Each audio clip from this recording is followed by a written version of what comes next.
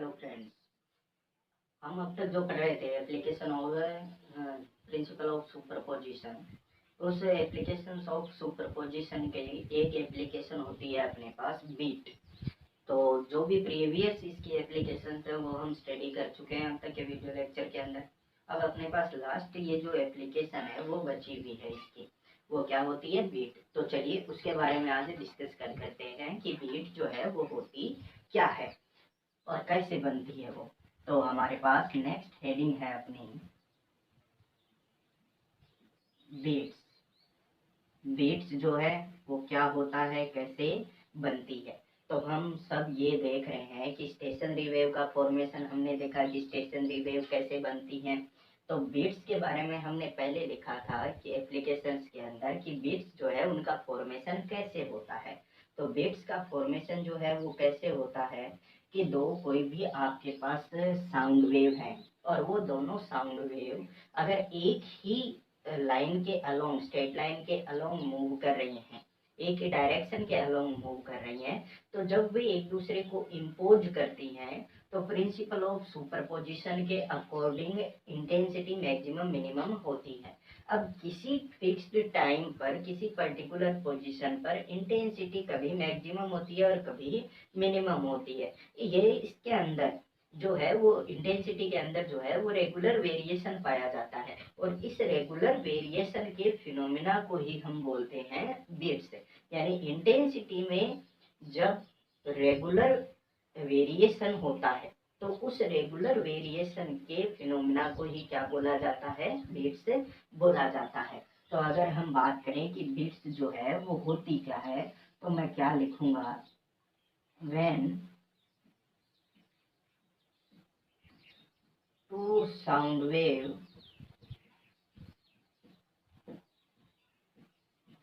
of slightly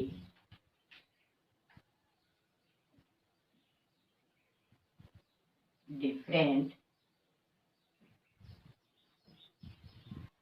frequency, slightly, ये दे ध्यान में रखना, स्लाइटली डिफरेंट फ्रीक्वेंसी, यानी फ्रीक्वेंसी के बीच में जो डिफरेंस है वो बहुत कम रहता है। तो slightly different frequencies travelling in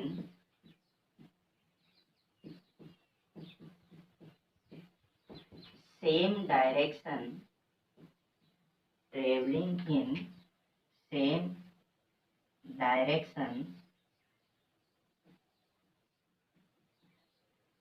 superimpose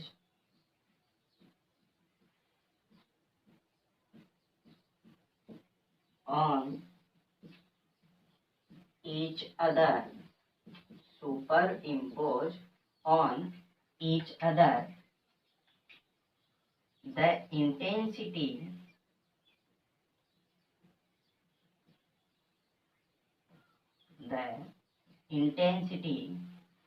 of the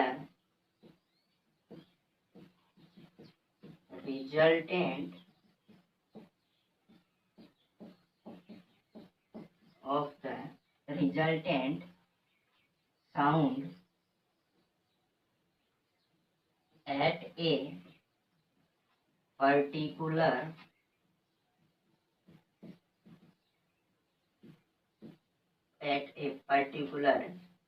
time, ये बात का ख्याल रखना, particular time and at a particular position rise and falls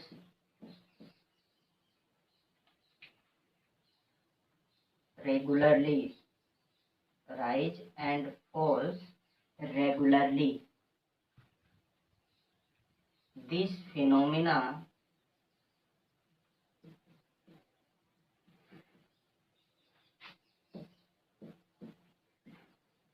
is this phenomena is known as beats. This phenomena is known as beats. क्या कहा हमने?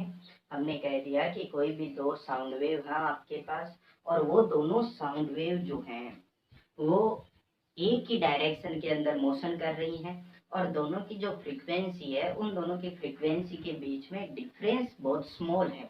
Difference तो है, डिफरेंस होगा तभी बीट्स प्रोड्यूस होगी, लेकिन जो डिफरेंस है वो बहुत स्मॉल है। अब स्मॉल क्यों लेते हैं उसका भी रीजन हम अभी पढ़ेंगे।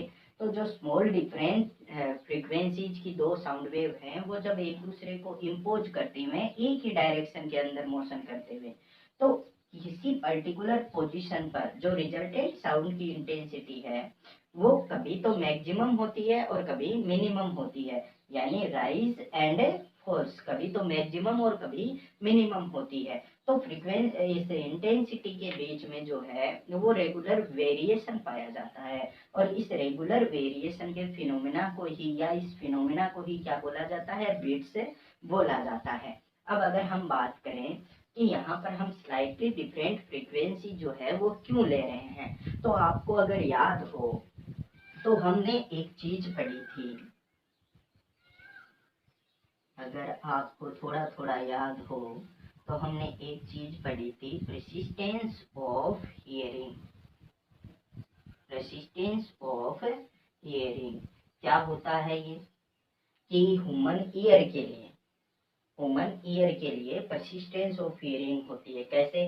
कि कोई भी दो फ्रीक्वेंसी है या कोई भी दो साउंड वेव का प्रोपेगेशन हो रहा है, उन साउंड वेव के बीच में अगर टाइम पीरियड जो है वो 1/10 सेकेंड से ग्रेटर है, यानी मैं अगर एक एग्जांपल के थ्रू देखें तो जैसे ये आपके पास कोई साउंड वेव है, यहाँ पर जो है वो ह्यूमन ईयर है, ठीक है, जो डिटेक्ट कर रहा है इसे। अगर ये साउंड वेव जो है इसका प्रोपेगेशन हो रहा है, या इधर से ले लेते हैं, इधर से कोई साउंड वेव का प्रोपेगेशन हो रहा है, ठीक है, इधर से कोई दूसरी साउंड वेव का प्रोपेगेशन हो रहा है, तो इस साउंड वेव के ईयर तक पहुंचने के 1/10 सेकेंड बाद में अगर ये वाली जो फ्रीक्वेंसी की साउंड वेव है वो अगर ईयर तक पहुंच रही है तो ईयर जो है वो इजीली दोनों को अलग अलग डिटेक्ट कर सकता है। लेकिन अगर इन दोनों के बीच में जो टाइम डिफरेंस है वो 1/10 से कम है, 1/10 सेकेंड से कम है, इसका मतलब पहले वाली वेव पहुंच गई, डिटेक्ट कर ली उसने, उसके बाद में 1/10 सेकेंड से पहले ही दूसरी वेव भी ह्यूमन ईयर तक पहुंच गई, तो इन दोनों फ्रीक्वेंसी के साउंड वेव को अलग अलग डिटेक्ट ह्यूमन ईयर नहीं कर सकता है अगर टाइम पीरियड 1/10 सेकेंड है।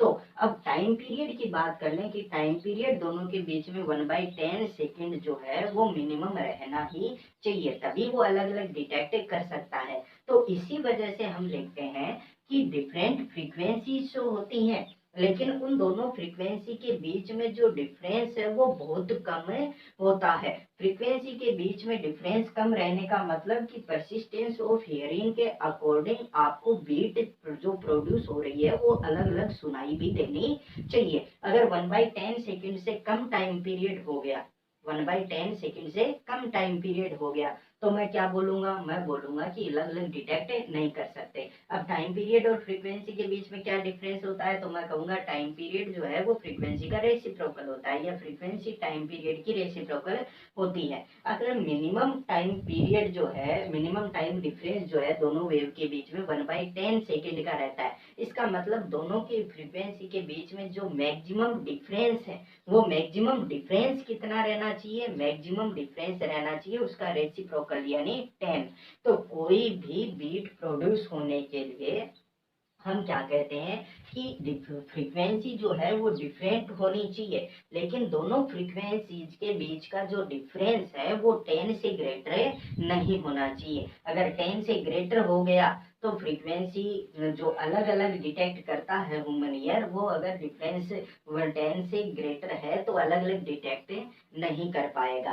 तो यही चीज, इसी चीज के लिए हम ये देखते हैं कि स्लाइटली डिफरेंट फ्रीक्वेंसीज के बीच में जो डिफरेंस है वो 10 मैक्सिमम रहना चाहिए। 10 से अगर लेस है तो मैं कहूँगा कि टाइम पीरियड अगर डिक्रीज हो जाएगा तो टाइम पीरियड डिक्रीज हो जाएगा, तो इन दोनों को अलग अलग साउंड को डिटेक्ट करना आसान नहीं होगा। तो परसिस्टेंस ऑफ हियरिंग जो है वो कितनी होती है ह्यूमन ईयर के लिए, 1/10 सेकेंड होती है। तो मैं अगर डिफरेंस देखूं तो डिफरेंस इन दो जो साउंड वेव जो इम्पोज हो रही हैं, इन दोनों की फ्रीक्वेंसी के बीच में डिफरेंस कितना रहना चाहिए, 10 रहना चाहिए। यही परसिस्टेंस ऑफ हियरिंग होती है। अब अगर हम इसके अंदर देखें कि बीट जो है वो होती क्या है, जैसे बीट्स का हमने ये कॉन्सेप्ट देख लिया, दो कोई भी आपके पास साउंड वेव है, उनकी फ्रीक्वेंसी जो है उनके में कितना डिफरेंस रहना चाहिए, टाइम पीरियड जो है वो कितना रहना चाहिए। अब अगर हम ये देखें कि वन बीट जो है वो होती क्या है, इसके अंदर अलग अलग चीजें होती है।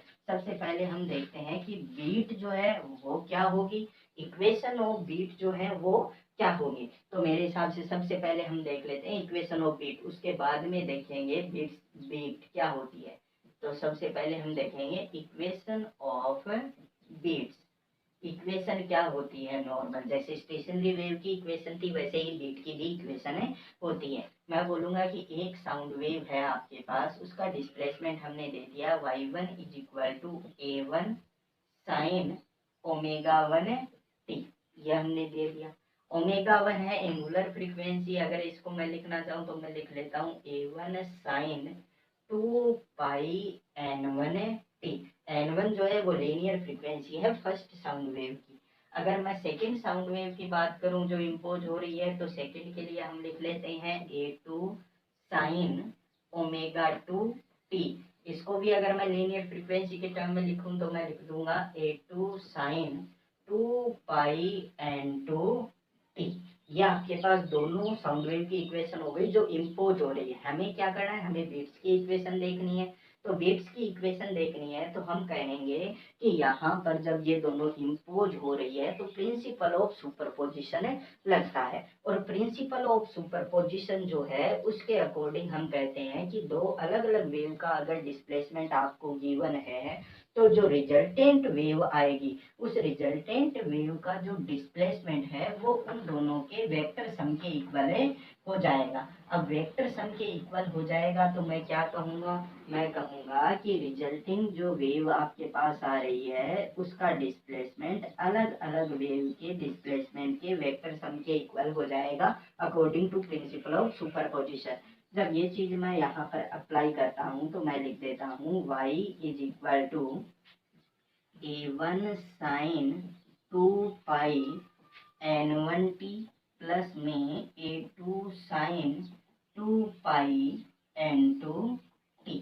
यह आपके पास आ गई इक्वेशन। अब इन दोनों के अंदर अगर हम लिखें तो मैं क्या फॉर्मूला लगा सकता हूँ यहाँ पर, अगर इन दोनों को हम कंबाइन करके लिखना चाहें तो कंबाइन करके लिखने पर मैं ट्रिग्नोमेट्री का फॉर्मूला लगाता हूँ और मैं डायरेक्ट इसको एक बार लिख देता हूँ कि y is equal to a sine n1 plus n2t। जो हमने रिजल्टेंट लिख लिया, इसका रिजल्टेंट क्या लिख लिया, y is equal to a sine n1 plus n2t। अब अगर हमें ये देखना है कि यहाँ पर एम्पलीट्यूड की वैल्यू जो है वो कितनी हो जाएगी, तो एम्पलीट्यूड जो कैपिटल A है, इस कैपिटल A की वैल्यू जो है वो कितनी हो जाएगी आपके पास, मैं लिखूंगा capital A is equal to 2a cos pi n1 minus n2t। 2a cos pi n1 minus n2t। और ये जो a है वो क्या है आपके पास, a जो है वो है एम्पलीट्यूड, जो पहले आपके पास जो दोनों साउंड वेव है उनका एम्पलीट्यूड। और क्या करके किया हमने, a1 और a2 दोनों क्या हैं, इक्वल हैं। जो एम्पलीट्यूड है दोनों वेव के वो क्या है, इक्वल हैं। इक्वल उनको a के इक्वल कर दिया, तो जो एम्पलीट्यूड की रिजल्टेंट एम्पलीट्यूड की वैल्यू आती है वो क्या आती है अपने पास, 2a cos pi n1 minus n2t। अब इसके अंदर आपको जो है वो यही ध्यान में रखना है कि एम्पलीट्यूड कितना आता है। अब इसके अंदर चाहे तो हम लोग कैलकुलेशन कर सकते हैं, ट्रिग्नोमेट्री के फॉर्मूले लगाकर पूरी कैलकुलेशन कर सकते हैं, लेकिन प्रिंसिपल ऑफ सुपरपोजिशन के अकॉर्डिंग हमने एक बार जो है फॉर्मूले लगाकर स्टेशनरी वेव के अंदर देख लिया था, तो उसका कोई यूज नहीं होता आगे। तो हम यहाँ पर डायरेक्ट जो है वो डिस्प्लेसमेंट की और एम्पलीट्यूड की वैल्यू रख रहे हैं कि बीट्स के लिए डिस्प्लेसमेंट की वैल्यू ये रही आपके पास और एम्पलीट्यूड की वैल्यू ये वाली हो जाएगी। अब अगर हम बात करें कि वन बीट जो है वो क्या होता है, तो वन बीट की अगर हम बात करें तो वन बीट जो है वो कितना होता है, क्या होता है वन बीट। अलग अलग तरीके की टर्म्स जो है वो क्वेश्चन के अंदर यूज में आती है। वन बीट बोल देगा, बीट फ्रीक्वेंसी बोल देगा, बीट टाइम पीरियड बोल देगा, तो इनका क्या मीनिंग होता है वो हमें यहाँ पर देखना है। चलिए मैं यहाँ पर लिख लेता हूँ। फर्स्ट जो टर्म यूज में आती है वन बीट, कि वन बीट का मीनिंग क्या है। ठीक है, अब हम इसके अंदर ये देखते हैं कि अगर मैं ये अज्यूम करूं कि जो इंटेंसिटी है रिजल्टेंट साउंड वेव की वो t=0 पर मैक्सिमम है। इंटेंसिटी जो है साउंड वेव की, रिजल्टेंट साउंड वेव की, वो t=0 यानी इनिशियली वो मैक्सिमम है, तो वो उसके बाद में क्या होगी, मिनिमम, और उसके बाद में क्या होगी, वापस है मैक्सिमम। तो t=0 पर मैक्सिमम जो है इंटेंसिटी वो नेक्स्ट मैक्सिमम कब होती है, वो नेक्स्ट मैक्सिमम कब होती है उसको बोलते हैं वन बीट। यानी मैं क्या लिखूंगा वन बीट के अंदर, if the intensity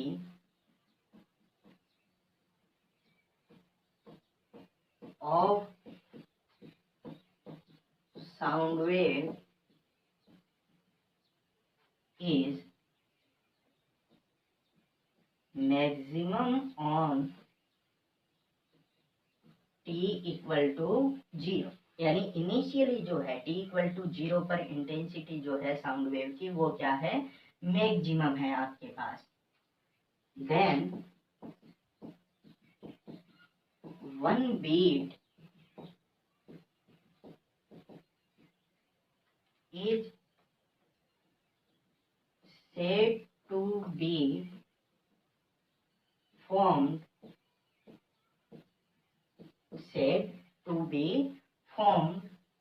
when intensity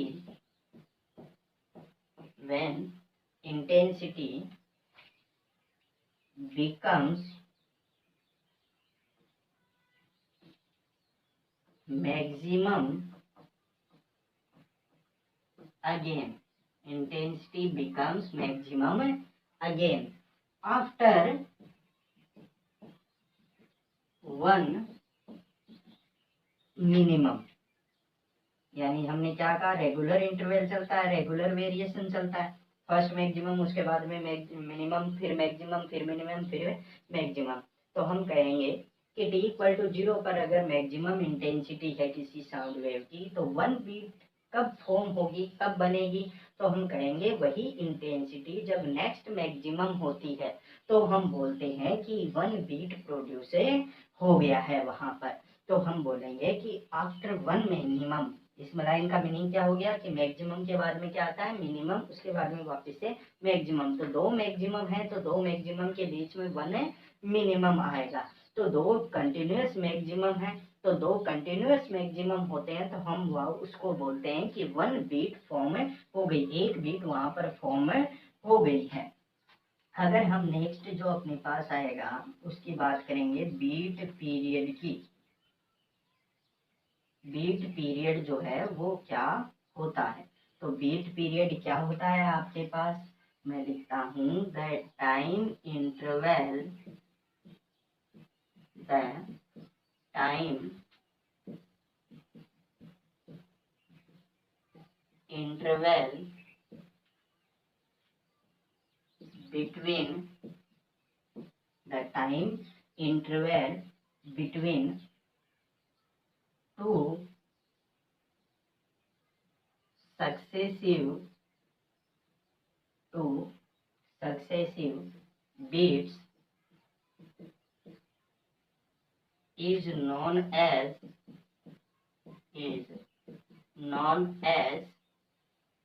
beat period, is known as beat period।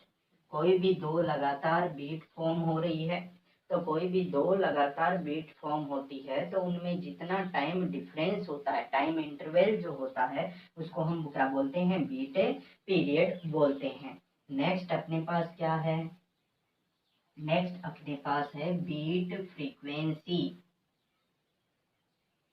Beat frequency, beat frequency क्या होती है आपके पास? अगर बीट फ्रीक्वेंसी की हम बात करें तो मैं लिखूंगा the number of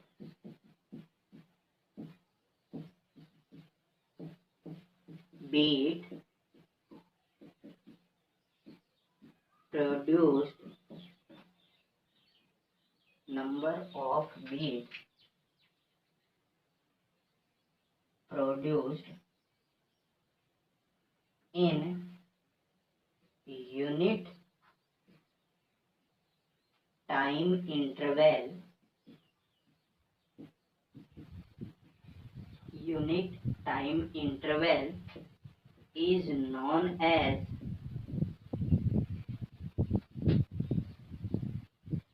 beat frequency।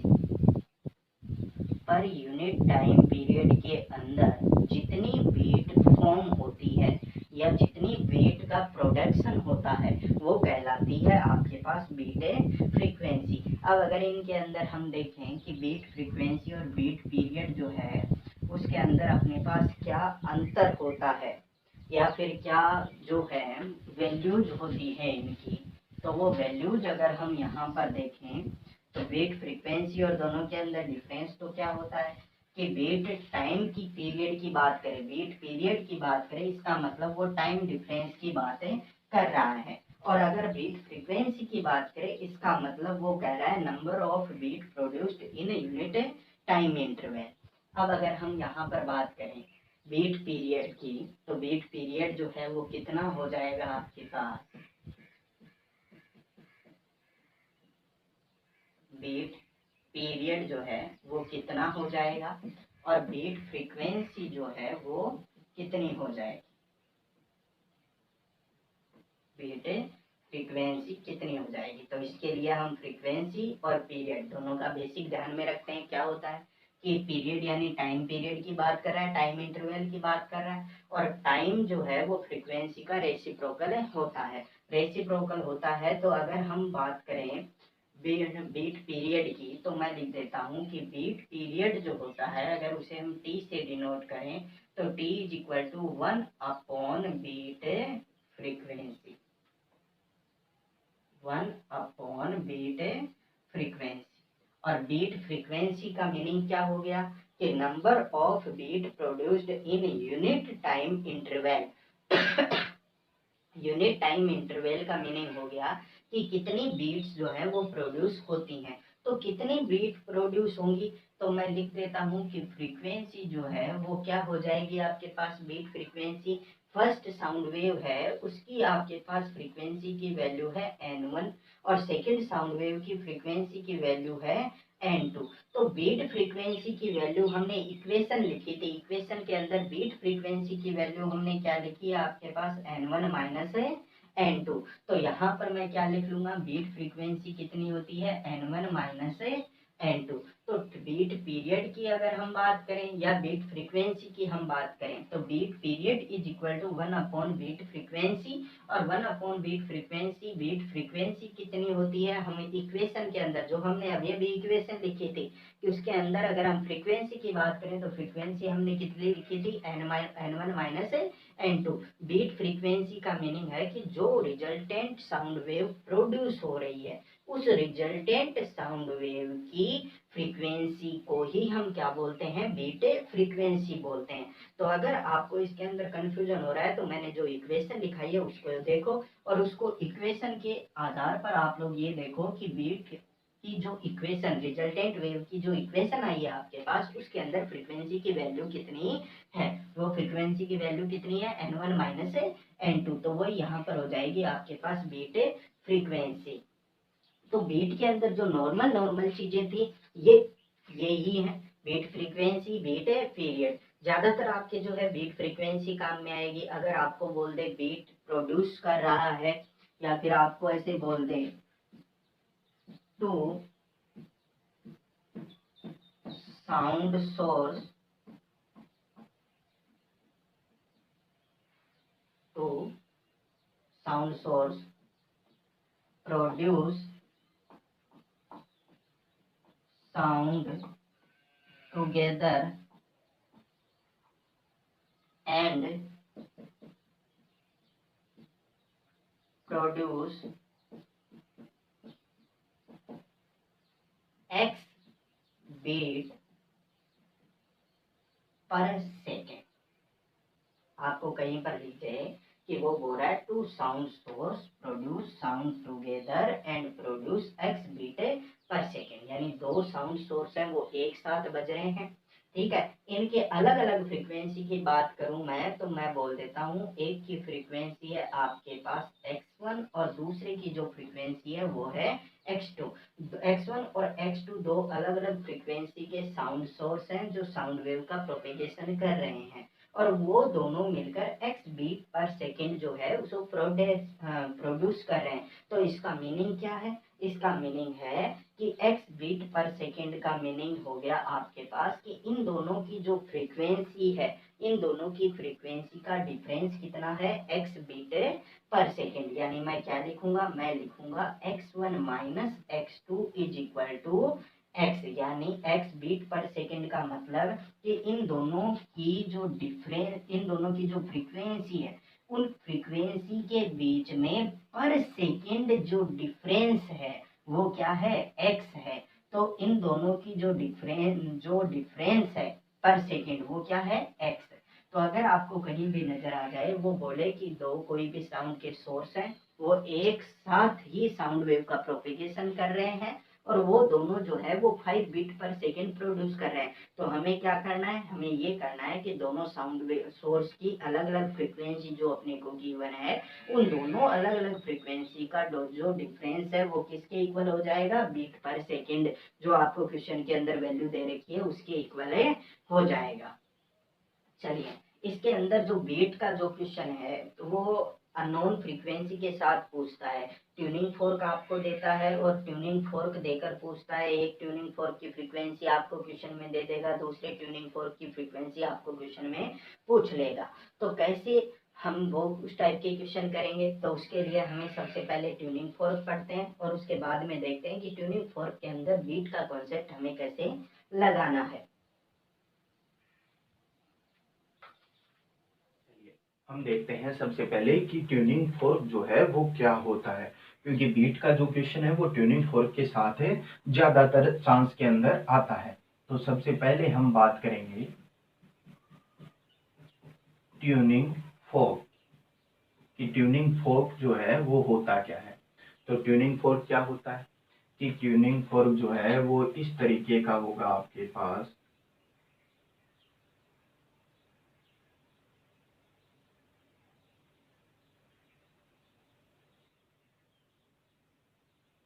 Rectangular cross section का होता है, इस तरीके का बना हुआ, आपने देखा भी होगा ट्यूनिंग फोर्क जो है वो इस तरीके का बना हुआ होता है। इसका जो क्रॉस सेक्शन एरिया होता है, जो क्रॉस सेक्शन एरिया है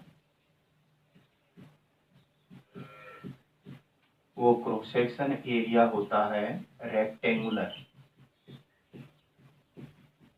क्रॉस सेक्शन एरिया कैसा होता है, रेक्टेंगुलर होता है। ये दोनों जो साइड्स हैं इन दोनों को बोला जाता है प्रोंग्स। इन दोनों को क्या बोला जाता है, प्रोंग्स बोला जाता है। और ये जो इसके नीचे वाला हिस्सा है, ये जो इसके नीचे वाला हिस्सा है इसको क्या बोला जाता है, ये होता है इसका बेस। ये क्या होता है इसका base.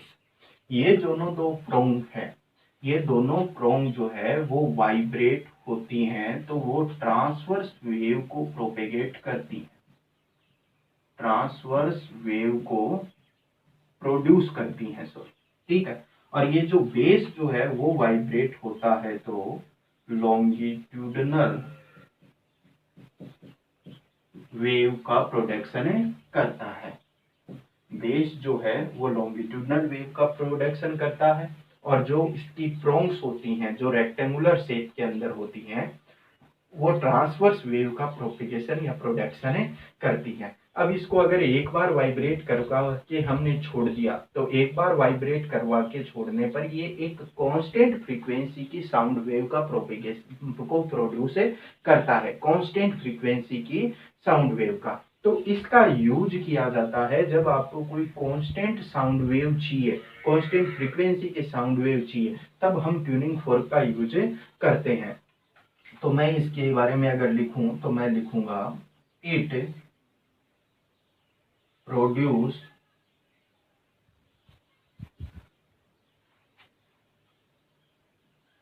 Sound of constant frequency, constant frequency. ये अलग अलग फ्रीक्वेंसीज के होते हैं, जैसे कोई आपके पास ट्यूनिंग फोर्क है वो 250 फ्रीक्वेंसी का है तो इसका मतलब ये है कि वो ट्यूनिंग फोर्क जो है वो 250 फ्रीक्वेंसी का साउंड वेव प्रोड्यूस करता है, यानी उससे जो साउंड वेव का प्रोडक्शन होगा, जो उससे साउंड वेव निकलेगी उसे वाइब्रेट करवाने पर उसकी फ्रीक्वेंसी जो है वो 250 हर्ट्ज ही होगी। अगर हम नेक्स्ट की बात करें तो नेक्स्ट अगर मैं लिखूं कि ट्यूनिंग फोर्क जो है, इस ट्यूनिंग फोर्क का यूज जैसे मैंने कहा कि कांस्टेंट फ्रीक्वेंसी का साउंड वेव जो है वो लेने के लिए किया जाता है कि कांस्टेंट फ्रीक्वेंसी के साउंड वेव अगर हमें कहीं चाहिए तो उसके लिए हम ट्यूनिंग फोर्क का यूज करते हैं। ये एक स्टैंडर्ड की तरह बिहेव करता है। इसके जो प्रोंग्स हैं वो ट्रांसवर्स वेव का प्रोपिगेशन करती हैं या प्रोडक्शन करती हैं और जो बेस है वो लॉन्गिट्यूडनल वेव का प्रोपिगेशन करता है। यू शेप के अंदर है ये। अब अगर हम इसके अंदर बात करें कि इसकी जो फ्रीक्वेंसी है वो फ्रीक्वेंसी किन किन चीज़ों पर डिपेंड करती है, तो अगर हम फ्रीक्वेंसी जो है उसकी डिपेंडेंसीज देखें तो अगर हम फ्रीक्वेंसी को एन से लिखें, फ्रीक्वेंसी को किससे लिख लें हम एन से, तो जो फ्रीक्वेंसी है इसकी वो फ्रीक्वेंसी डायरेक्टली प्रोपोर्शनल होती है टी अपॉन में, इनवर्सली प्रोपोर्शनल होती है एल स्क्वायर के और अंडर रूट वाई अपॉन रो।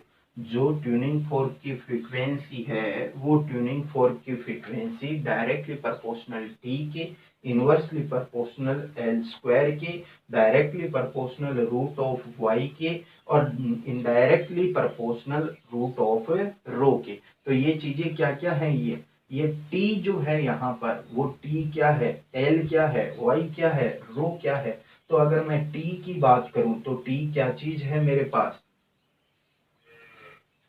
t की बात करूं तो t क्या चीज है मेरे पास, t है thickness of prongs, thickness of prongs. अगर मैं बात करूं l की तो l क्या है, l है लेंथ ऑफ प्रोंग्स, एल क्या है लेंथ ऑफ प्रोंग्स। अगर हम बात करें वाई की तो वाई हम सब जानते हैं क्या होता है, young modulus of elasticity, young modulus of elasticity of material. जिस मटेरियल से ये बना हुआ है, जिस मटेरियल से ये ट्यूनिंग फोर्क बना हुआ है उस मटेरियल का यंग मॉड्यूलस कोफिशिएंट होता है। अगर हम बात करें रो की तो रो क्या होती है, रो होती है density of material, density of material, जिस मटेरियल का ये जो प्रोंग्स हैं या जिस मटेरियल का ये ट्यूनिंग फोर्क बना हुआ होता है, उस मटेरियल की डेंसिटी यहाँ पर रो होती है। तो हमें अगर पता करना हो कि अगर मैं थिकनेस इंक्रीज कर देता हूँ प्रोंग की, अगर मैं थिकनेस को इंक्रीज कर दूं प्रोंग्स की, यानी टी को अगर मैं इंक्रीज कर दूं तो फ्रीक्वेंसी पर क्या इफेक्ट पड़ेगा, तो मैं कहूंगा प्रोंग्स की थिकनेस पर डायरेक्टली प्रोपोर्शनल होती है फ्रीक्वेंसी, तो फ्रीक्वेंसी भी इंक्रीज हो जाएगी। अगर मैं बात करूं कि एल यानी लेंथ जो है प्रोंग्स की, उन्हें मैं इंक्रीज कर दूं या लेंथ को मैं फाइलिंग करके डिक्रीज कर दूं।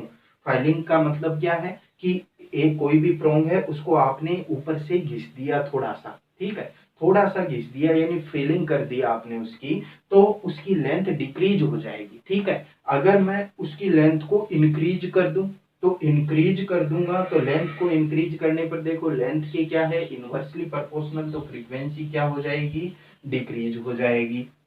अगर मैं लेंथ को डिक्रीज कर दूं तो फ्रीक्वेंसी क्या हो जाएगी, इंक्रीज हो जाएगी।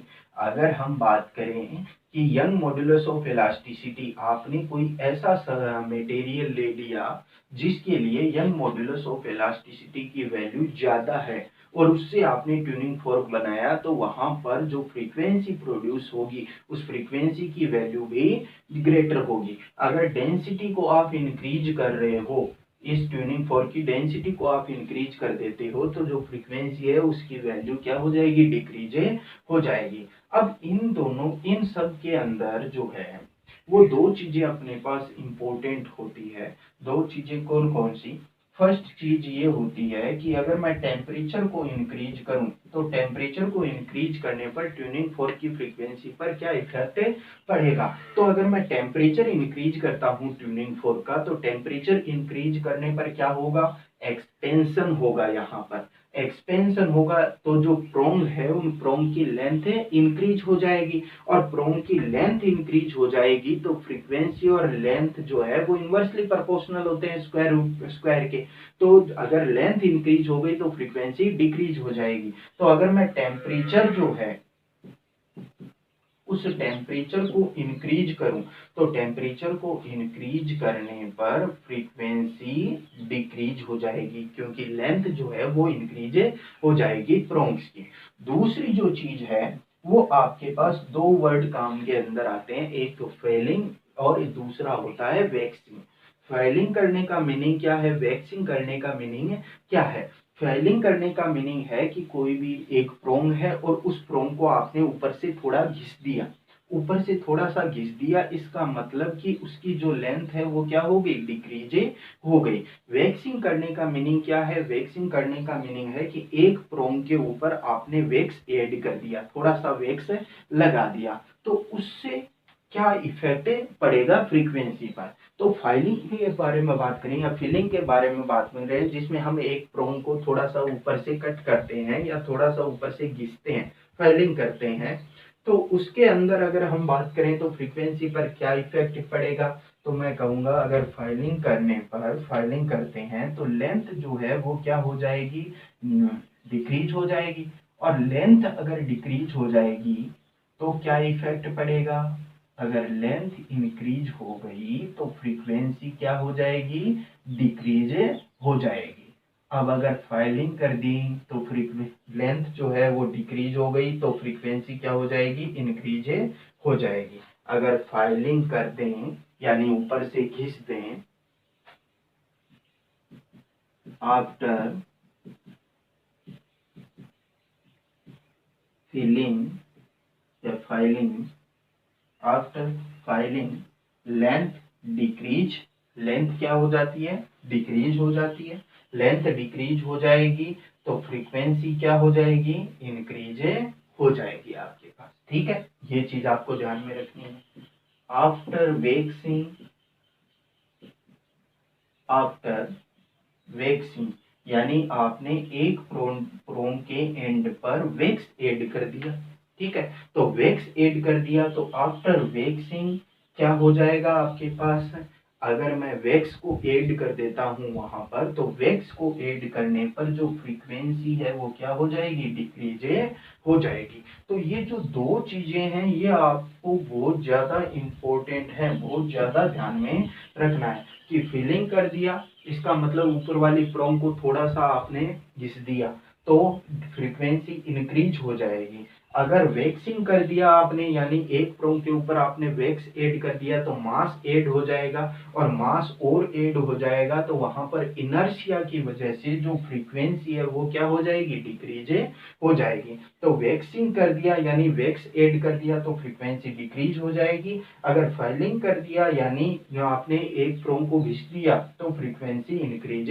हो जाएगी। ये जो दो बातें हैं वो आपको हमेशा ध्यान में रखनी है। और अभी हम जब अननोन फ्रीक्वेंसी का पता लगाएंगे, बीट का कॉन्सेप्ट काम में लेंगे, तो वहीं पर आपको इसका यूज करना है। तो आपको क्या ध्यान में रखना है कि फिलिंग कर दिया तो फ्रीक्वेंसी इंक्रीज हो जाएगी, अगर वैक्स कर दिया तो फ्रीक्वेंसी डिक्रीज हो जाएगी। और ट्यूनिंग फोर्क जो है वो ट्यूनिंग फोर्क का क्रॉस सेक्शन एरिया रेक्टेंगुलर, इनको बोला जाता है प्रोंग्स। ये हो गया आपके पास बेस, ये कांस्टेंट फ्रीक्वेंसी का साउंड प्रोड्यूस करता है, और इसकी फ्रीक्वेंसी जो है वो thickness, length, young modulus of elasticity और डेंसिटी पर डिपेंड करती है। टेम्परेचर इंक्रीज कर दिया तो प्रोंग्स की लेंथ इंक्रीज हो जाएगी, फ्रीक्वेंसी डिक्रीज हो जाएगी। अगर फिलिंग कर दिया तो लेंथ डिक्रीज हो जाएगी, फ्रीक्वेंसी इंक्रीज हो जाएगी। अगर वैक्सिंग कर दी तो वैक्सिंग करने पर मास ऐड हो जाएगा उस प्रोंग्स के ऊपर, यहाँ पर मास ऐड हो जाएगा,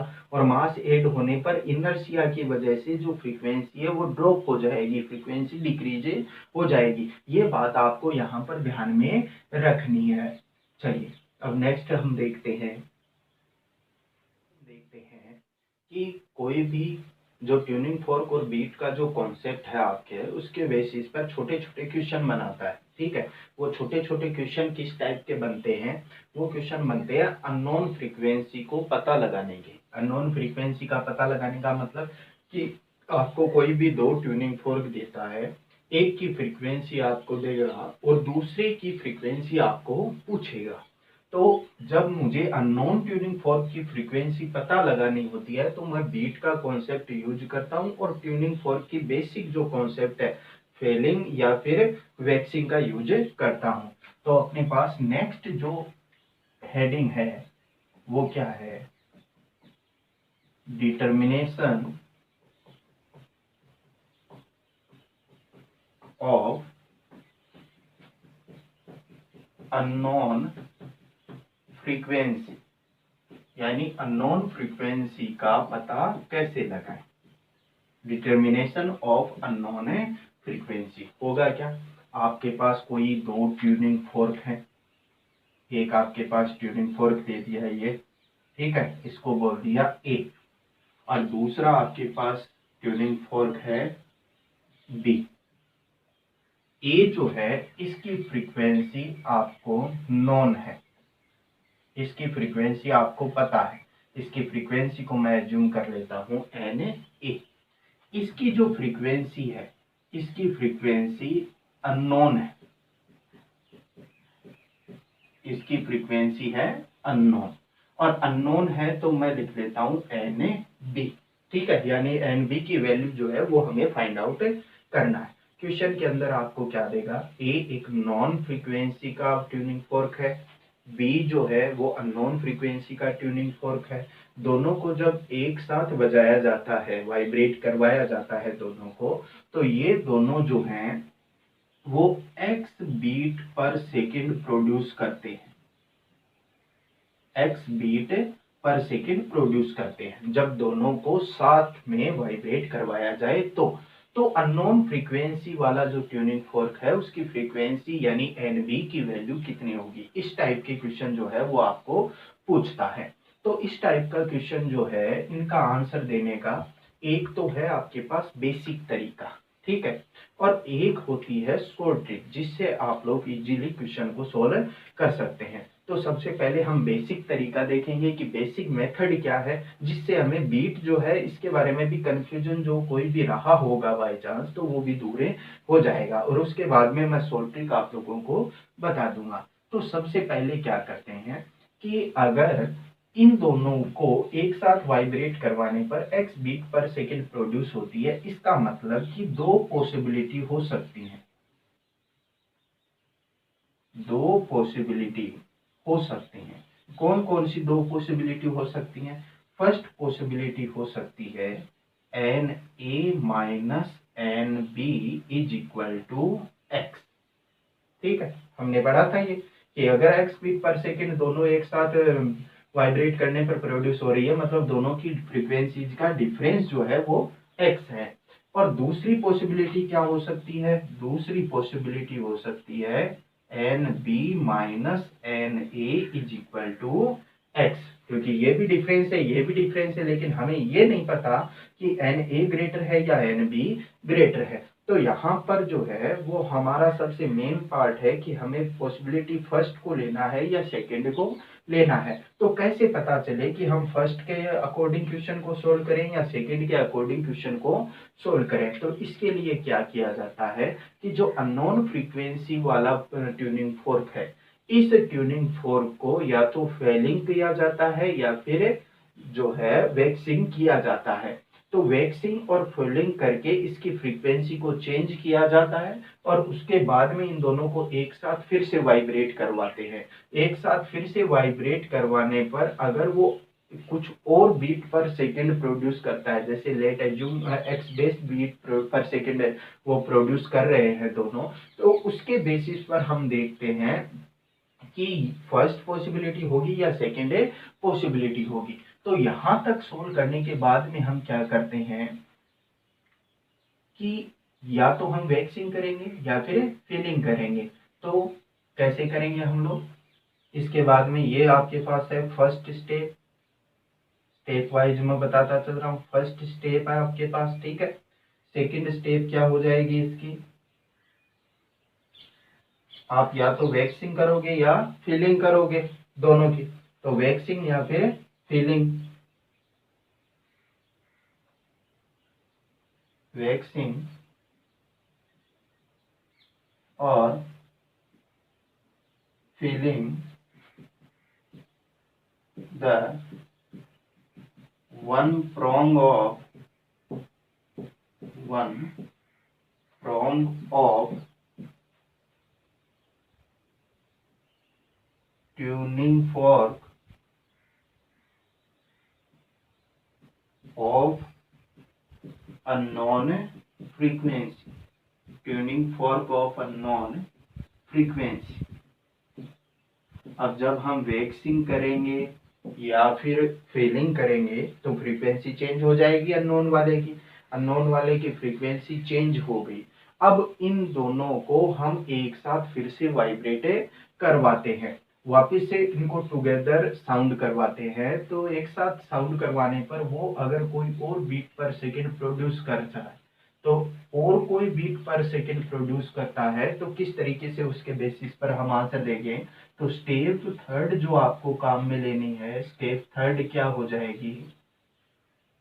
आफ्टर फिलिंग और waxing both tuning fork sounds together, फिर से हम दोनों को एक साथ साउंड करवाते हैं, ठीक है। एक साउंड प्रोड्यूस करवाने पर एंड एक साथ साउंड जब हम प्रोड्यूस करवाएंगे तो वो एक्स डेज बीट्स पर सेकेंड प्रोड्यूस कर रहे हैं, एक्स डेज बीट्स पर सेकेंड प्रोड्यूस कर रहे हैं। तो अब एक्स डेज की जो वैल्यू है अपने पास, वो एक्स डेज की वैल्यू के लिए अपने पास चार यहाँ पर कंडीशंस बन सकती हैं। हमें ये चेक करना है अगली स्टेप के अंदर, स्टेप फोर्थ के अंदर क्या चेक करना है कि फर्स्ट कंडीशन, क्या एक्स डेज की वैल्यू एक्स से ग्रेटर है क्या एक्स डेज की वैल्यू एक्स से लेस है क्या एक्स डेज की वैल्यू एक्स के इक्वल है, या एक्स डेज की वैल्यू जो है वो 0। ये 4 कंडीशन अपने पास है आ सकती हैं। हम फिर से साउंड करवाएंगे दोनों को। तो अपने पास ये 4 कंडीशन आ सकते हैं कि या तो जो x डेस बीट्स पर सेकंड प्रोड्यूस हो रही है उसकी वैल्यू इनिशियल बीट पर सेकंड से ग्रेटर हो या लेस हो, या दोनों की इक्वल हो या 0 हो। अगर हम फर्स्ट स्टेप की बात करें कि अगर वापिस से जब हम वैक्सिंग या फिलिंग करने के बाद में अगर हम देखते हैं कि x डेस की वैल्यू x से ग्रेटर है, तो x डेस की वैल्यू x से ग्रेटर होने का मीनिंग क्या हो गया? x डेस से x की वैल्यू ग्रेटर होने का मीनिंग ये हो गया कि अब जो दोनों के बीच में जो फ्रीक्वेंसी का डिफरेंस है, वो फ्रीक्वेंसी का डिफरेंस जो है वो इंक्रीज हो गया। और दोनों के बीच में अगर फ्रीक्वेंसी का डिफरेंस इंक्रीज हो गया है, अगर दोनों के बीच में फ्रीक्वेंसी का डिफरेंस इंक्रीज हो गया है, तो ये कब हो सकता है? ये तभी हो सकता है जब इनिशियली NB जो है वो NA से लेस हो। NB जो है वो NA से क्या हो? लेस हो। तो अगर NB NA से लेस हो तो मैं क्या बोल सकता हूं? मैं लिखूंगा NB is equal to NA minus X. NB is equal to NA minus X. ध्यान से समझना इस चीज को कि अगर x डेज की वैल्यू x से ग्रेटर है तो इसका मतलब जो डिफरेंस प्रोड्यूस होगा वैक्सिंग या फिलिंग करने के बाद में, जो डिफरेंस प्रोड्यूस हो रहा है वो इनिशियल डिफरेंस से ग्रेटर है। और इनिशियल डिफरेंस से ग्रेटर होगा, इसका मतलब कि दोनों के बीच का डिफरेंस इंक्रीज हो रहा है। दोनों के बीच का डिफरेंस इंक्रीज हो रहा है मतलब इनिशियली जो है वो NB जो है, इनिशियली NB जो है वो NA से क्या है? लेस फ्रीक्वेंसी का है। लेस फ्रीक्वेंसी का है तो अपने पास आंसर क्या बन जाएगा? NB is equal to NA minus X. अब अगर सेकंड की हम बात करें तो सेकंड है आपके पास कि x डेज की वैल्यू x से लेस हो। अगर x डेज की वैल्यू जो है वो x से लेस हो गई, इसका मीनिंग क्या हो गया आपके पास? इसका मीनिंग ये हो गया कि जो अब वैक्सिंग या फिलिंग करने पर जो वैल्यूज है आपके पास बीट पर सेकेंड की, वो बीट पर सेकेंड की वैल्यू पहले की बजाय डिक्रीज हो, पहले की बजाय डिक्रीज हो गई। इसका मतलब क्या हो गया कि पहले जो डिफरेंस था दोनों के बीच में वैक्सिंग या फिलिंग करने के बीच में वो ज्यादा था, और अब डिफरेंस जो है वो क्या हो गया? कम हो गया। अगर अब डिफरेंस जो है वो कम हो गया, इसका मीनिंग क्या हो गया? इसका मीनिंग ये हो गया कि इनिशियली NB जो है वो NA से ज्यादा था। इनिशियली जो है वो NB NA से क्या था? ज्यादा था। अगर NB NA से ज्यादा था, इसका मतलब NB is equal to NA plus X हो जाएगा। अब नेक्स्ट स्टेप देखो, नेक्स्ट क्या है आपके पास कि अगर जो बीट प्रोड्यूस हो रही है x डेज और x, इनिशियली जो बीट पर सेकंड प्रोड्यूस हो रहा था और वैक्सिंग करने के या फिलिंग करने के बाद में जो बीट पर सेकंड प्रोड्यूस हो रहा है, उन दोनों की वैल्यू जो है वो इक्वल हो। तो उन दोनों की वैल्यूज अगर इक्वल है तो क्या हम कह सकते हैं? हम कह सकते हैं कि पहले जो डिफरेंस है, पहले जो डिफरेंस था इन दोनों के फ्रीक्वेंसीज के बीच में, उतना ही डिफरेंस जो है वो अब भी है। और उतना ही डिफरेंस अगर अब है, इसका मतलब क्या हो गया? इसका मतलब ये हो गया कि पहले जो है NB जो है वो NB NA से ग्रेटर था। पहले जो NB है वो NA से क्या है? ग्रेटर है। इसका मतलब कि अपने पास अगर x डेस और x इक्वल आएंगे तो आंसर क्या हो जाएगा? NB is equal to NA plus X. Fourth अपने पास है कि x डेज की वैल्यू जो है वो 0 हो जाए, यानी अब कोई बीट पर सेकेंड प्रोड्यूस नहीं हो रही है, यानी दोनों की फ्रीक्वेंसी के बीच में जो डिफरेंस है वो 0 हो गया। इसका मतलब वैक्सिंग करने के बाद में NA और NB दोनों की फ्रीक्वेंसी इक्वल हो गई वैक्सिंग करने के बाद में। तो वैक्सिंग करने से पहले क्या थी? तो वैक्सिंग करने से पहले क्या थी? मैं क्या कहूंगा? NB is equal to NA plus X. अगर वैक्सिंग करने के पहले जो है वो वैक्सिंग करने के बाद में जो है वो बीट डिफरेंस जीरो हो गया। बीट डिफरेंस जीरो हो गया मतलब कि आपने फिलिंग करने पर या वैक्सिंग करने पर जो डिफरेंस प्रोड्यूस हुआ बीट पर सेकंड का वो जीरो हो गया, मतलब दोनों की फ्रीक्वेंसीज इक्वल हो गई।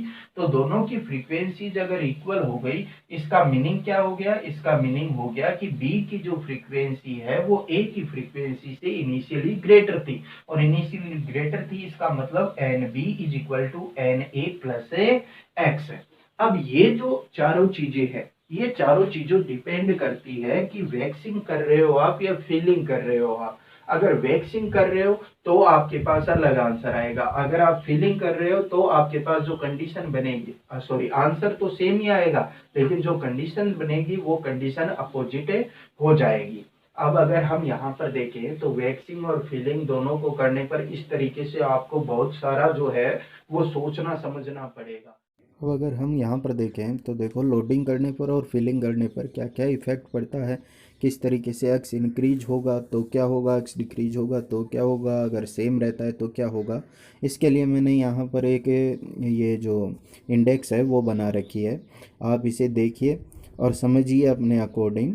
अगर आपको कोई भी प्रॉब्लम होती है तो नेक्स्ट जो हमें वीडियो हम अपलोड करेंगे उसके अंदर मैं आपको बताऊंगा कि किस तरीके से हम शॉर्ट मेथड से समझते हुए भी अननोन जो ट्यूनिंग फॉर्क है उसकी फ्रीक्वेंसी की वैल्यू को कैलकुलेट कर सकते हैं।